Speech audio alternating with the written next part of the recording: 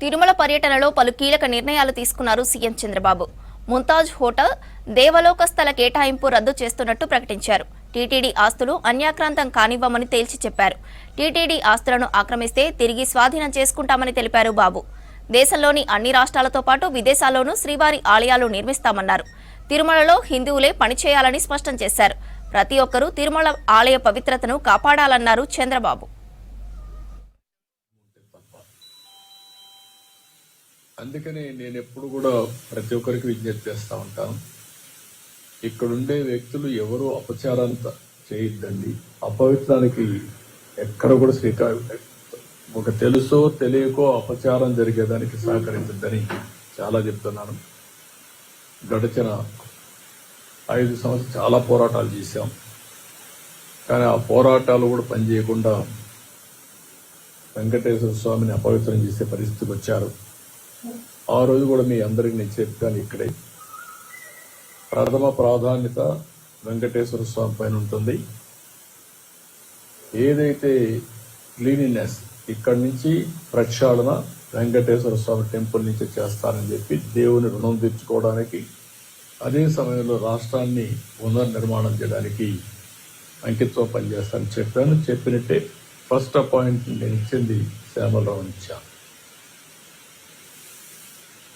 అక్కడి నుంచి ప్రక్షాళన స్టార్ట్ అయింది.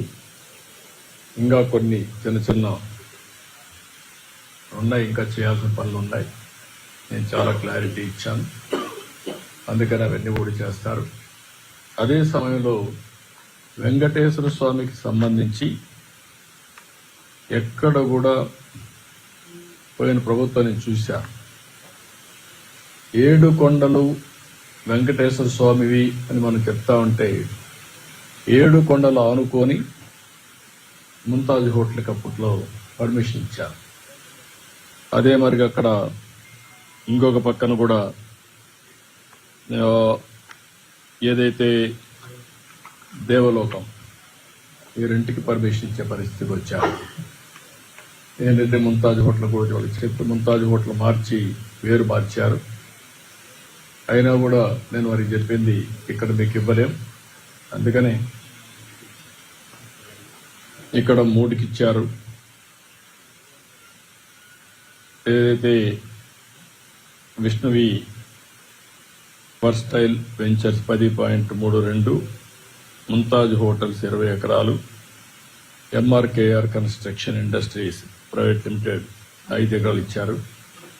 ఈ 35.32 క్యాన్సిల్ చేస్తున్నాం. ఇక్కడ ఎవ్వరు కూడా కమర్షియలైజ్ చేయడానికి వీలు లేదు. 7 కొండలు ఆనుకొని ఎలాంటి కమర్షియలైజేషన్ కానీ అపవిత్రం చేసే కార్యక్రమాలు ఎక్కడా ఉండడానికి వీలు లేదు. నేను వాళ్ళు కూడా, ఎందుకంటే ఓబ్రాయ్ హోటల్స్ చాలా హోటల్స్ కడుతున్నారు, కట్టినప్పుడు వాళ్ళకు కూడా చెప్పాను, ఇక్కడ ఏమాత్రం కూడా అపవిత్ర అంటే మీరు వాళ్ళు ఒక స్టేజ్లో మేము వెజిటేరియనే పెడతామని కూడా ముందుకు వచ్చారు.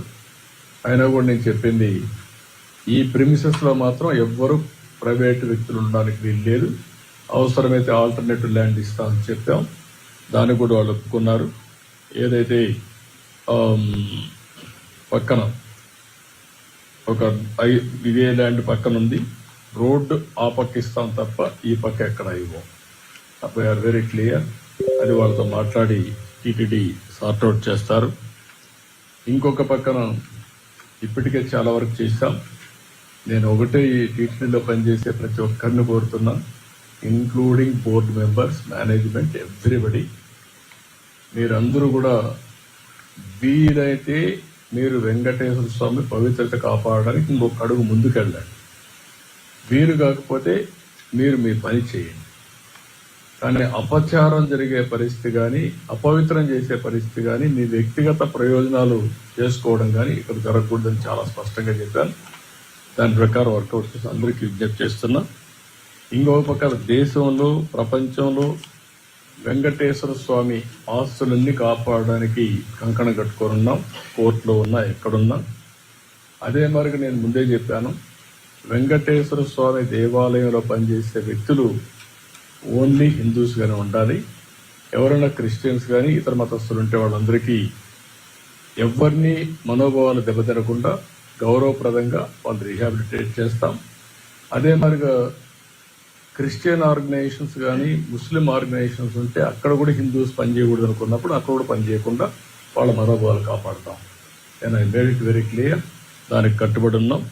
ఆ చర్యలు తీసుకోమని కూడా మన వాళ్ళందరికీ కోరుతున్నా.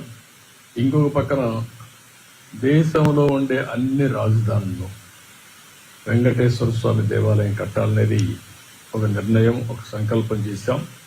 దాని ప్రకారం అందరికీ విజ్ఞప్తి చేస్తున్నా. అక్కడ ముఖ్యమంత్రి కూడా రాస్తాం. వాళ్ళు కానీ ముందుకు వస్తే వెంకటేశ్వర స్వామి దేవాలయం భారతదేశంలో ఉండే అన్ని రాష్ట్ర రాజధానిలో కట్టాలనేది ఒక ఆలోచన. ఈ ఆలోచన టీటీడీ కూడా వర్కౌట్ చేసి ముందుకు తీసుకెళ్తారు. అదే మరి విదేశాల్లో కూడా ఒక మన దేశంలోనే కాకుండా విదేశాల్లో కూడా చాలా మంది హిందువులు ఇదయ్యారు.